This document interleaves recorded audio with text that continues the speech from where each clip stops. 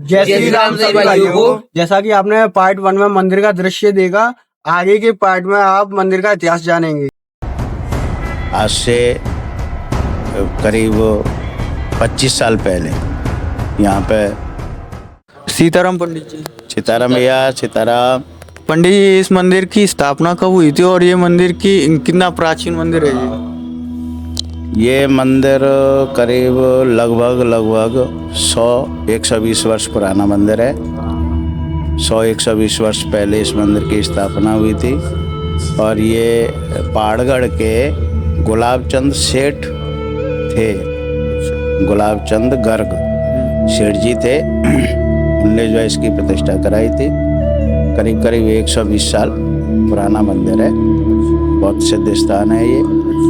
यहाँ पर जो भी भक्तगण आते हैं शुद्ध भाव से, शुद्ध मन लेकर के आते हैं, यहाँ हनुमान जी के दर्शन करते हैं तो उनकी समस्त कामनाएं पूरी होती हैं। आज से करीब 25 साल पहले यहाँ पे जिंद, भूत, प्रेत, मसान, खईस, हवाएं जो होती हैं, भूत प्रेत जो होते हैं, ऐसे सभी लोग यहाँ पे आते थे।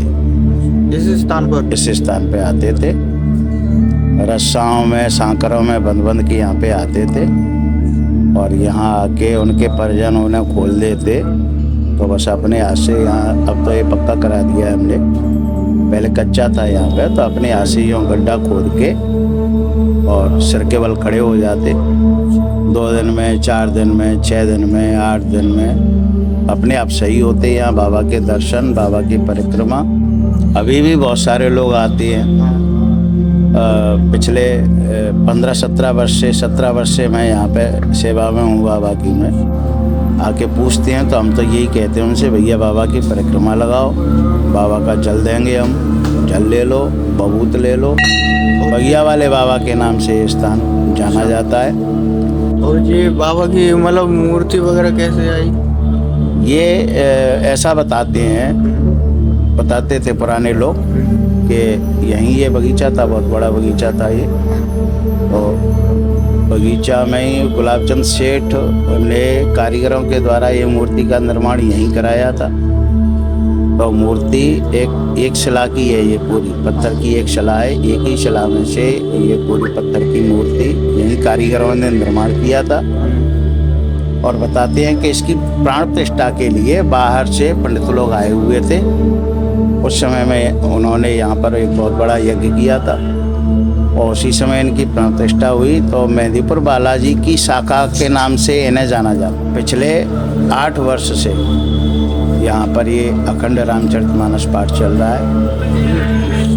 हाँ, ये पाठ हमने शुरू कराया था पिछले 5 वर्ष से 8 वर्ष से लगातार। हाँ, पिछले 8 वर्ष से लगातार चल रहा है।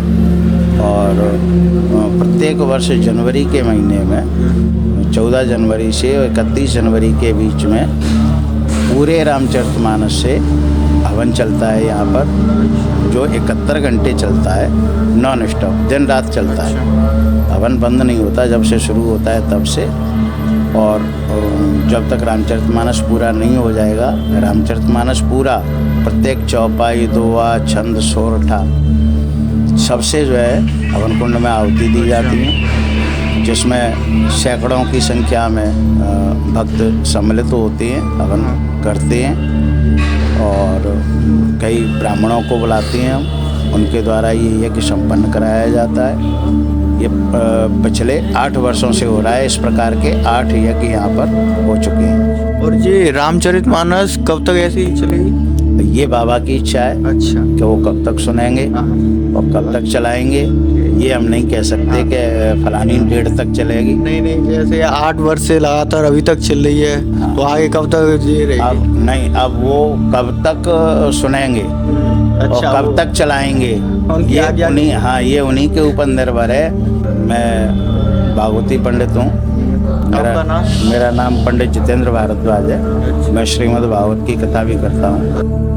मेरी शिक्षा दीक्षा 6 वर्ष वृंदावन में रही और 2 वर्ष मैंने काशी में अध्ययन किया। तो कहने का मेरा तात्पर्य यही है कि हनुमान जी महाराज कब तक सुनेंगे ये रामचरितमानस, ये उनके ऊपर है। वैसे तो ऐसा ग्रंथ हमें कहा है कि रामचरित सुनवे को रसिया। हनुमान जी महाराज हमेशा राम जी के चरित्रों को सुनने के लिए तत्पर रहते हैं। ठीक है, सीताराम पंडित जी। रमिया सीताराम।